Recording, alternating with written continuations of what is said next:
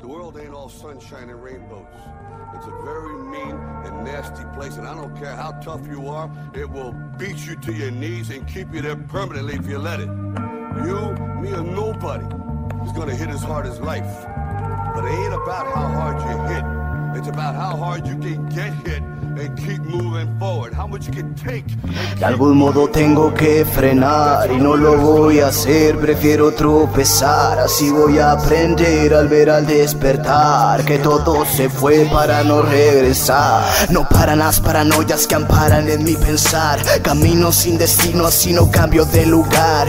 Ya no importa nada, así que por favor aborda acorde de este amor que porque forje el doble al morder el dolor. Y ahora voy al borde por deporte y por afición. Escribo lo que un frívolo lleva en el corazón, convirtiéndome en el ídolo de mi propio interior. Mis huesos la materia que edificarán la lápida. Voy a deshogarme un poco, tú deja que el micro tome. En una pista bendita escribo lo que me apasione. Disfruto de la vida, momentos y bendiciones, dejando que esta alma libre la inspiración la prisione. Estoy aquí de algún modo viviendo lo que relato. El rap me naturalizó brindándome un talento nato. La vida es una ironía y se los demuestra este ingrato, escribiendo con el corazón rimas no aptas para cardíaco. Encerrado en mi cuarto otra noche que duermo solo, me la paso escribiendo siguiendo el protocolo. Las ánimas salen conmigo y me hacen compañía, pero me siento solo y sigo escribiendo poesía. De algún modo, de alguna manera te fuiste metiendo, empezaste a gustarme y en ti más me fui perdiendo.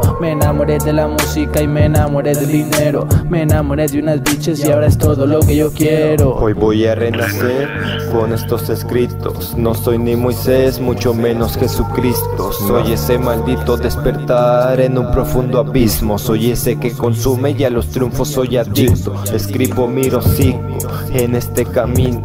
No soy el pupilo, más bien soy el maestro de esos mecanismos. Llegamos de imprevisto, reales por supuesto.